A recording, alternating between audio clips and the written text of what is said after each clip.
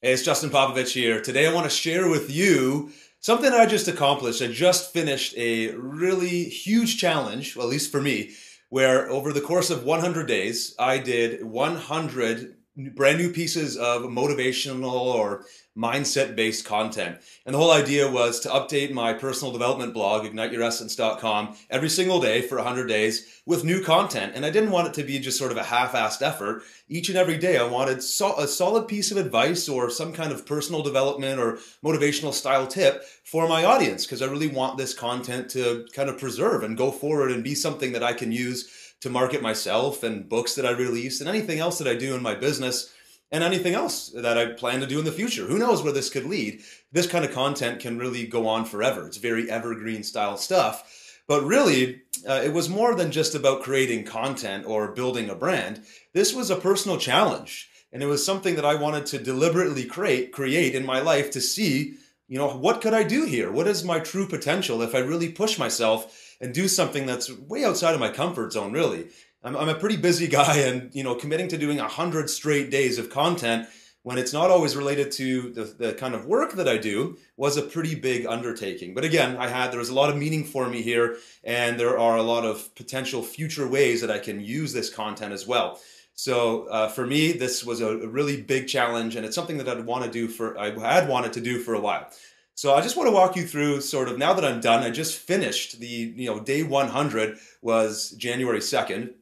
And I just wanted to revisit with you some of the lessons learned, and I'd like to share some of the specific blog posts with you that I'll kind of do aside from this video as well. And I've got a couple slides I'm just going to be looking down to here to keep me on track, and I'll share the slides with you as I go through. So let me just walk you through sort of the major lessons learned. And the first one is the whole idea of a challenge, and the idea that challenges create energy, they create excitement, and it kind of mixes up your day, and mixes up your whole mode, your whole routine when you set a specific challenge for yourself. So in my case, it wasn't just a challenge that I wrote down on a piece of paper and stuck it on the side of my desk. There's not enough accountability there. For me, I wanted to make it real, and at the end of this, I'm hoping to encourage you to do some challenges for your life. And in order to make it real, what I did was I went and posted my challenge in a forum where I'm a member, and there's a lot of people that go in there and discuss things all the time. And in fact, there's a section in this forum where you can state what your challenges are. And a lot of people go in there to do it to create that personal accountability. I mean, let's face it, if people know that if you've said to a bunch of people, I intend to do this thing, you're probably going to follow through on it, or at least for the most part, you will. So I knew that for me, as soon as I declared this thing publicly, it was a lock. It was going to be done, whether I liked it or not. And so after thinking about it for a little while, I made a commitment to do this challenge. And then I thought about it maybe for about half an hour, and then I just went and posted it. And as soon as I posted it in this forum, I was done. It was time to get going. And it was a semi-scary experience, really. I mean, committing to doing something that long for that many days, especially knowing how busy I was going to be doing other things as well. Again, outside of my comfort zone, but it was important to me, so I did it. Now, immediately when I created that challenge, what I'm talking about here on this slide is the challenge created that initial burst of excitement and energy and enthusiasm, and I was pumped. I was ready to go, and I already, probably had a couple dozen, or at least a dozen topics that I wanted to talk about. And so this initial burst of enthusiasm was great because it created a new energy in my life. It gave me this sort of a new sense of invigoration about finishing the year strong.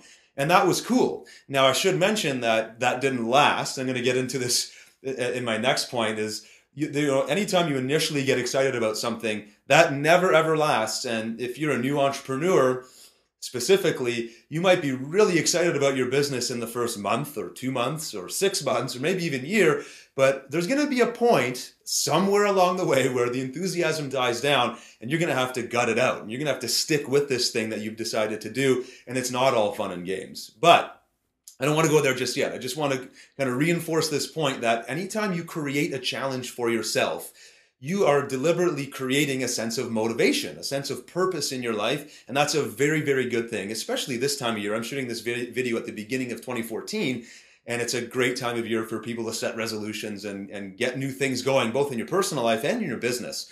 So it's a good time to talk about this. A challenge, even if you want to create a challenge for yourself today that lasts for 3 days or 7 days, that's still a good thing, because when you challenge yourself, you create energy, you create excitement, and you kind of get into that mode of let's get going. So that's always a good thing. Challenge yourself to do something. Maybe it's just today. Challenge yourself to complete something today. It will give you that excitement that you need. So that's sort of my main first point. The next one is kind of a little bit in the opposite direction. When you create a challenge for yourself, especially the length that I did here, right? This wasn't just a 1 week challenge or a 1 month challenge. This was 100 days. That's a long time to be doing something consistently every single day without break. There was no days off here. Every single day for 100 days is a lot of time to have to create a brand new piece of content. Now, in my particular challenge, I was doing either an article or an audio update where I would grab my mic and record, or a video like this and I would publish it to YouTube. And I didn't really set any guidelines. It was just one of those three. I would pick however I felt that day, and off I would go.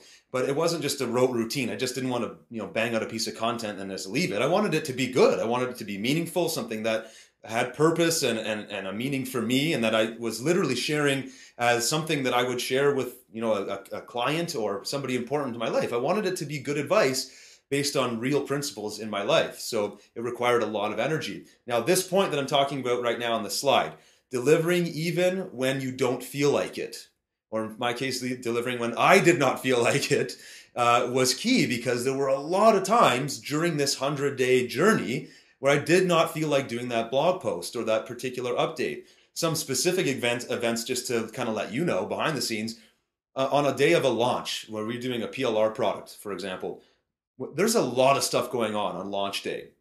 I'm talking with all of our affiliates or joint venture partners. We're talking with clients who are filling in support desk items. We're working on, sometimes there's problems with the product when we first release them. We've got to fix those things. There's a million things going on a launch day. The last thing I wanted to do on a lot of our launch days was write a motivational blog post. Even though I was feeling motivated on those days, I didn't necessarily want to take the time, an hour out of my day, let's say, to write these things. But because I had challenged myself back in September to do it, it didn't matter. I followed through on doing it even when I didn't feel like it.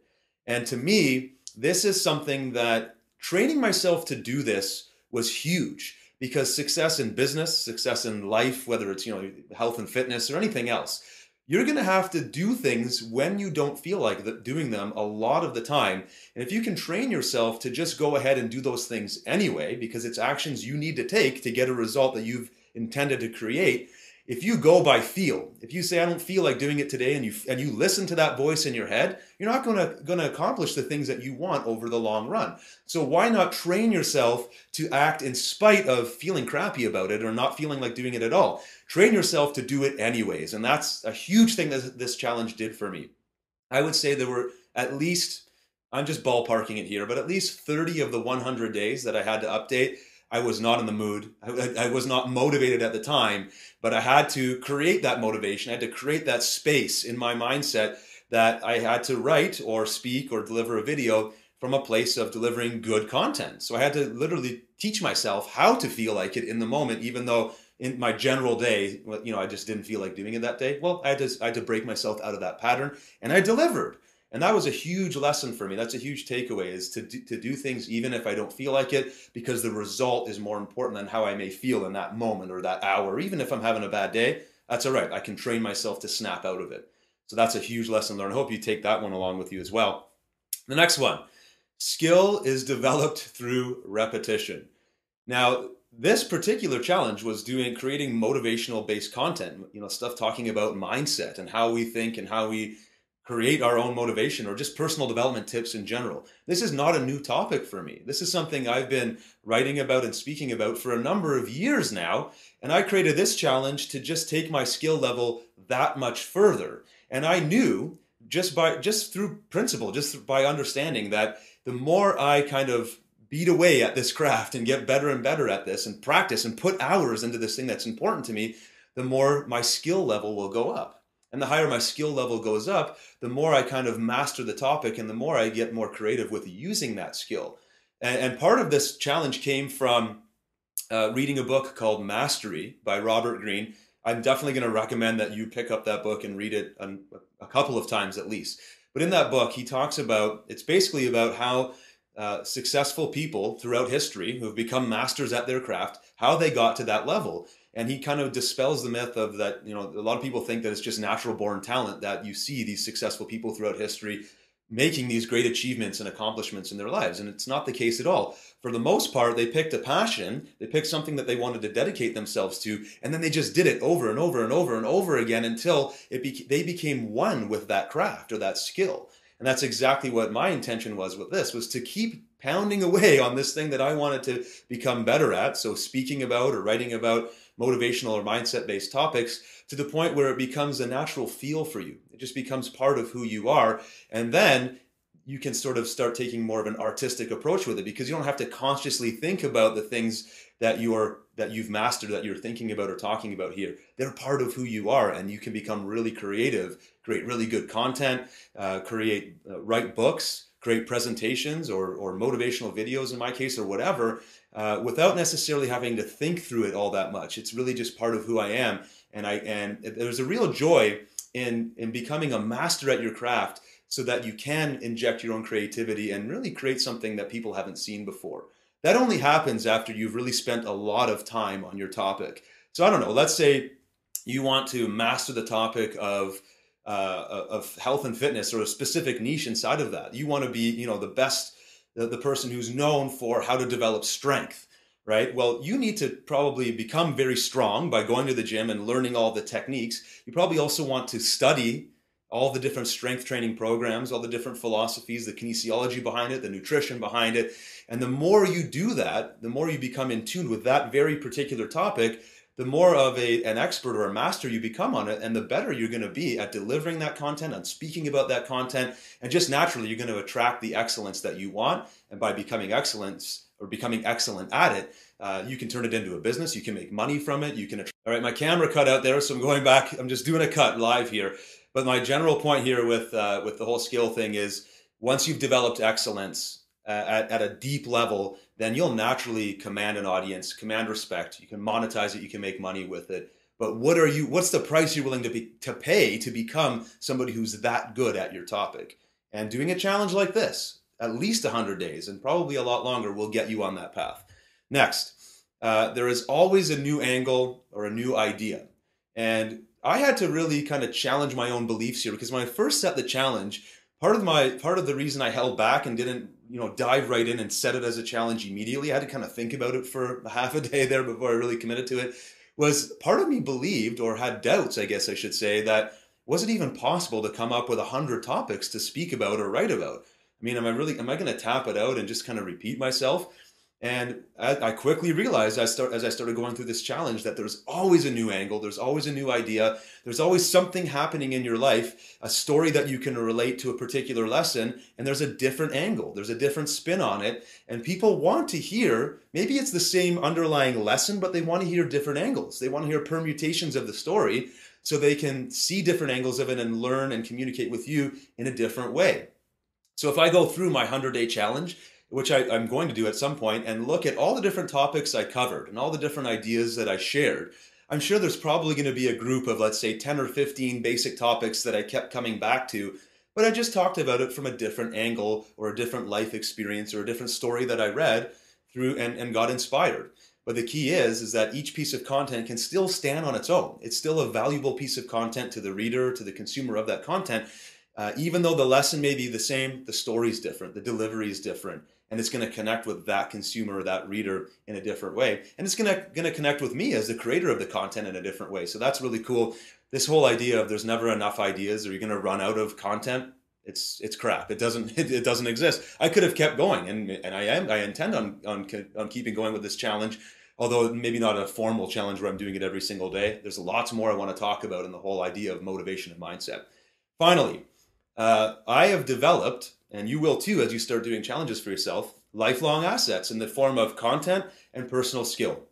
So now I'm sitting on 100 pieces of content that I forced myself to create. A lot of the time it was fun. Like I said earlier, some of the time it wasn't. I didn't want to do it, but I did it anyways because I was doing this challenge. But now I've got 100 pieces of content, either article-based, sort of written, audio or video-based, and I can use that content as chapters in a book. I can use it as points that I want to speak about. I have a couple of speaking events coming up this year, and I need to figure out what I want to talk about. I'm very confident I'm going to pull a lot of my topics out of these 100 topics that I covered in this challenge. This can go in 100 different directions. I could start a podcast. That's something I've been thinking about very seriously. I've got a ton of different audio updates here that could be part of my podcast. I've got a YouTube channel that's growing that now I can spend some time marketing my YouTube channel. It's got really good content there. I've got all those audio files I've talked about. I've already had my transcriptionist going through at least 20 or 30 of them and turning them into reports or written based articles. And I can turn those into book chapters. I can turn them into reports that I want to release later on. So you can see here, this effort is going to come back to me over and over and over again in different forms of content. So as a marketer and as somebody who's going to be selling content or giving content away for branding purposes, I'm sitting on a huge amount of stuff here that I can just kind of pick and choose. And it's a great feeling to have all of this stuff sitting there in front of me. And I can just go through it and say, yeah, this is going to be good here. Oh, this is going to be a book chapter. This could be a topic of an interview and so on. And then the other side of it is the personal skill, which I've already covered. But those 100 days are an investment. Those 100 days that I spent aren't just gone now. It's like I got the few blog comments on them and they're gone forever. Not at all. I invested that time, and that time is skill development that's in my brain. It's part of who I am now, and that's going to come back to repay me over and over and over again. Nobody can tell you how long you can practice, right? You may not be as skilled as you want to be right now in the field that you're focusing on, but nobody can tell you how much you can practice and how much time you can devote and how much energy and passion you can put in to your art or whatever it is you're trying to become a master at. So use a challenge like this to develop your personal skill. Every single hour you invest in becoming better at it or learning it or studying it or understanding how the field works will come back to pay you.